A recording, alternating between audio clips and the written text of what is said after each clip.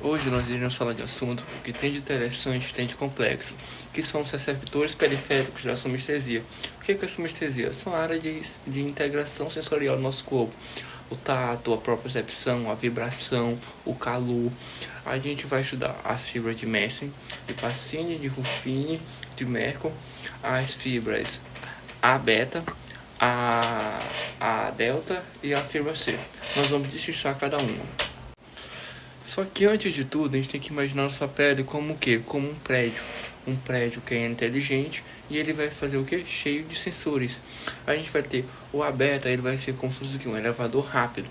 A gente vai ter o A delta, que vai ser um alarme, que ele vai ser imediato. E a gente vai ter o C, que é a fibra C, que ela vai ser um incêndio lento, mas ele vai continuar queimando. Com isso a gente percebe que cada receptor ele tem sua especialização, cada fibra tem sua velocidade, o A beta é o mais rápido e o C é o mais lento, e tudo é organizado com o que? Focado na nossa sobrevivência. Ou seja, as informações dor, temperatura, vibração, elas vão começar nos receptores periféricos que são especializados e eles vão transformar esse estímulo mecânico em um potencial receptor, que vai gerar um PA, um potencial de ação, por via aferente. O que vai diferenciar cada receptor não vai ser o potencial de ação, que geralmente eles são iguais, mas o que vai diferenciar a sua estrutura morfológica, a profundidade da pele, o tipo de adaptação e o tipo de fibra associada. No corpúsculo de Mersenne, a gente vai ter uma localização onde na derme papilar e na pele glaba, o que? As mãos e os lábios. Tanto é que nessa área a gente vai ter o que? O tato leve, a gente vai ter uma discriminação tátil fina e vai ser sensível ao movimento da pele. A gente vai ter a adaptação rápida, chamada RA1, que ela responde tanto ao início e ao estímulo e ao término do estímulo, mas ela não vai responder à pressão sustentada. A gente vai ter nela as fibras A beta, que elas são mielinizadas, ou seja, são rápidas. No nosso nível das moléculas dessa fibras de Mersenne, a gente vai ter uma deformação na cápsula, a gente vai abrir os nossos canais mecanosensíveis, vai ter um influxo de sódio, Na+, e vai ter um potencial receptor graduado. Na clínica, a gente tem um exemplo da lesão da coluna dorsal, que com ela a gente vai ter a perda do trato fino, e tem um teste de discriminação de 2 pontos que vai avaliar principalmente o mês. Já o de Pacini, o corpúsculo, ele é localizado na derme profunda, no tecido subcutâneo. A sua função é participar da vibração de alta frequência. Se lembra que o de Mersenne ele não responde à pressão, o Pacini ele já vai responder à pressão. E a sua adaptação é uma pressão muito rápida, chamada de RA2. Ela é sensível principalmente a mudanças rápidas. Tem as fibras também, A beta, só que tem uma curiosidade fisiológica, que como cada fibra possui uma estrutura lamelar concêntrica, a deformação é filtrada mecanicamente. Por isso que as respostas são permitidas apenas a variações rápidas. Na clínica geral, a gente consegue ver ele com o quê? Com teste de diapasão, que é 128 Hz, que ele vai testar o Pacini. E a gente pode testar com ele a neuropatia periférica, que ela vai afetar o quê? A vibração precocemente. Mas a gente também tem o disco de Merkel. Ele é localizado na epiderme basal. Nele a gente vai ter a função da pressão sustentada. É ele que vai saber a forma e a textura. Aí ele vai diferenciar, por exemplo, quando a gente pega um tecido de veludo com um tecido de velcro. O seu tipo de adaptação é lenta, chamada de SA1. Ela mantém a descarga enquanto o estímulo persistir. As suas fibras também são A beta.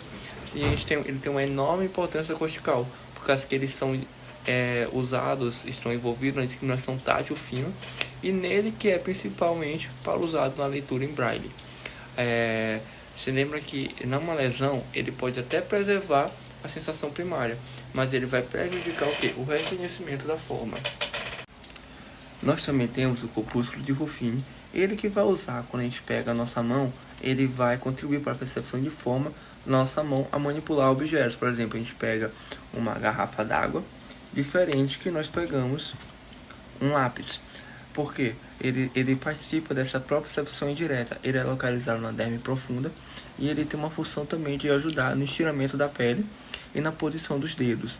As suas fibras associadas são A beta e o seu papel funcional é esse daí que eu falei. Ele vai ajudar a gente a manipular nossas mãos. Então, resumindo sobre os receptores, a gente tem que o Mersenne ele tem um estímulo como tato leve, diferente do de Pacini, que é a vibração. O de Meissner, a adaptação é rápida, e o de Pacini é muito rápida. E o Pacini é profundo e o Meissner é superficial. Já no de Merkel, o estímulo vai ser a pressão contínua, e a adaptação dele é lenta e a profundidade é pouca, ou seja, ele é superficial.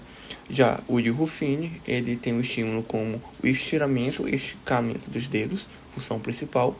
A sua adaptação é lenta e ele é profundo. A sua adaptação é lenta, tanto que nós vemos que trabalhadores que usam suas mãos, como a gente vai buscar aqui a garrafa d'água, como exemplo, um cirurgião dentista, um cirurgião médico, ele demora a pegar esse tato fino, ele só posiciona a mão para manipular, no caso o bisturi.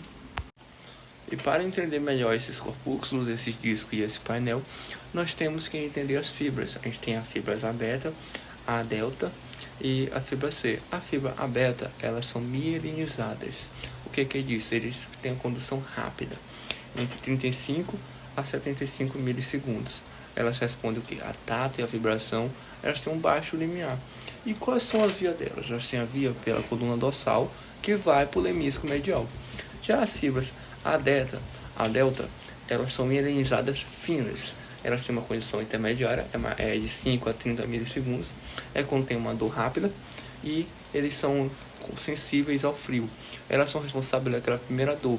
Quando a gente pega, por exemplo, um gelo, o primeiro estímulo foi por causa dessas fibras A delta. Quando estiver tomando uma água de coco bem gelada, vai se lembrar dela. E a gente também tem uma fibra que ela não tem mielina, que elas são amielínicas, que é a fibra C. Elas têm uma condução lenta, que é de 0,5 a 2 milissegundos. Elas são responsáveis pela dor lenta, elas são sensíveis ao calor e o prurido. Elas são responsáveis pela segunda dor, principalmente em caso de queimação, dor difusa. E qual é o nível molecular da dor? A gente tem receptores nociceptivos, que vão ouvir canais TRPV1, que são a capsaicina, que ela é responsável pelo calor, e a gente tem o canal de sódio, Na+, NAV1.7. E uma mutação nesse último canal que eu falei, ele pode causar insensibilidade congênita à dor, ou então uma dor neuropática extrema, é 8 ou 80. E para finalizar, nós vamos falar de 3 situações clínicas. A primeira é a neuropatia diabética, que ela vai afetar o quê? Primeiro, as fibras C, que elas vão gerar o quê? Uma dor e queimação noturna. A gente também tem a síndrome de Brown-Séquard, que ela vai ter a perda do trato fino ipsilateral de fibras, A beta, e a gente vai ter a perda de dor contralateral, que é as fibras A delta e as fibras C. A gente também tem uma lesão talâmica, que ela vai gerar uma dor central que é desproporcional. Obrigado por seguir o canal. Para mais dicas, se inscreva, e se quiser o material dessa aula completa, é só chamar no direct.